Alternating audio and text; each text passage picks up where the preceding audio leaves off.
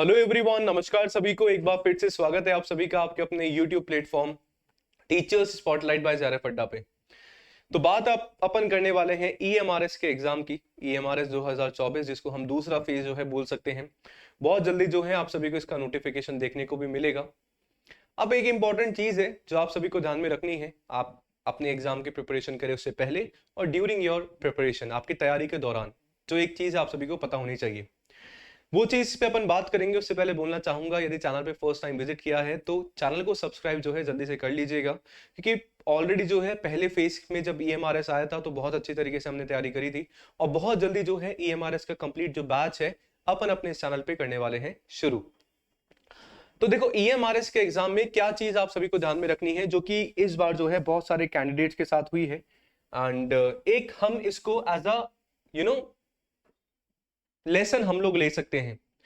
आप सभी को पता है ईएमआरएस का हमारा जो एग्जाम है दो पार्ट में होता है। शुरू से समझिएगा चीजों को।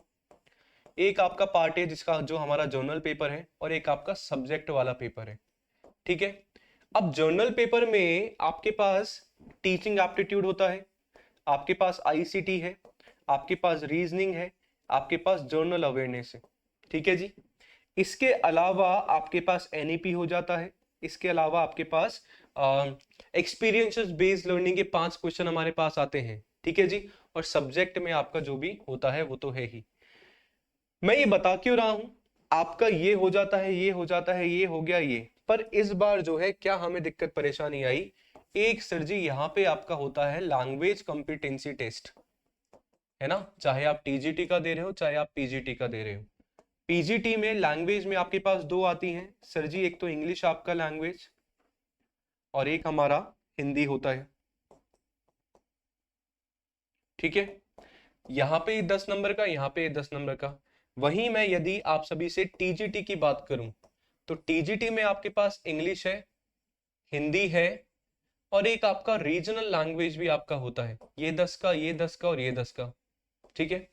अब इंपॉर्टेंट आप सभी के लिए जानना क्या हो जाता है, इन सब में जो है आप सभी को 40% मार्क्स लाना जरूरी है। मतलब यहाँ पे आपको 4 नंबर लाने हैं, यहाँ 4 लाने हैं, 4 4 4। ठीक है। ऐसा नहीं है कि इसमें यदि आप 8 ले आओगे और इसमें 2 ले आओगे तो आपका पास हो जाएगा, नहीं। ईच हर एक सब्जेक्ट में 40% यानी कि 4 नंबर आपका आना जरूरी है। नहीं आता है तो पिछला जो मैंने अभी आपको यहां से ये लिखा है, ये पूरा का पूरा आपका व्यर्थ हो जाएगा, काउंट ही नहीं होगा। ठीक है। और ये नहीं होगा तो फिर ये भी नहीं होगा और आपका कट ऑफ में कहीं नाम नहीं आएगा। ऐसे बहुत सारे इस बार लर्नर्स हैं जिनके साथ ये हुआ है, क्योंकि उन्होंने ले लिया, कर लिया कि इंग्लिश और हिंदी एवं ही हमारा हो जाएगा, ऐसे ही हमारा हो जाएगा, तो वो नहीं हो पाता है ना। तो वो हमें यहाँ पे इस बार जो है इस जगह पे हमें जो है फोकस करने की आप सभी की जरूरत होती है, चीज है। इसके अलावा मान लो आपका ये हो गया, ये हो गया, पर हम यदि इन्हीं में से कुछ भी नहीं हो पा रहा है ना, तो फिर भी थोड़ा सा हमारे लिए प्रॉब्लमैटिक हो जाता है। तो मतलब तैयारी जो है सभी में आप सभी को जो है बराबर तरीके से ध्यान देने की जरूरत है। और स्टार्टिंग से यदि प्रिपरेशन करोगे ना तो एग्जाम आने तक जो है काफी अच्छा आप सभी के पास एक बेस तैयार हो जाएगा। फिर तो हम लोग जो है तैयारी बढ़िया कर ही लेंगे। जब तक नोटिफिकेशन नहीं आ रहा है थोड़ा थोड़ा प्रैक्टिस आप लोग करते रहो, अपना फाउंडेशन बना लो, अपनी नींव आप लोग मजबूत कर लो, कुछ बेसिक्स आप लोग पढ़ लीजिए। नोटिफिकेशन आते ही बहुत मतलब बढ़िया तरीके से तैयारी भी अपन कर लेंगे।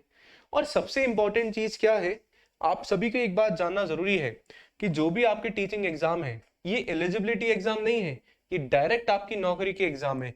चाहे मैं आपके DSSB की बात करूं, चाहे मैं आपके ईएमआरएस की बात करूं, चाहे मैं आपके बिहार शिक्षक भर्ती की बात करूं, कहीं से भी यदि आपका एग्जाम अभी देश में चल रहा है तो इन सबको क्लियर करने के बाद डायरेक्टली भैया आपके खाते में नौकरी है।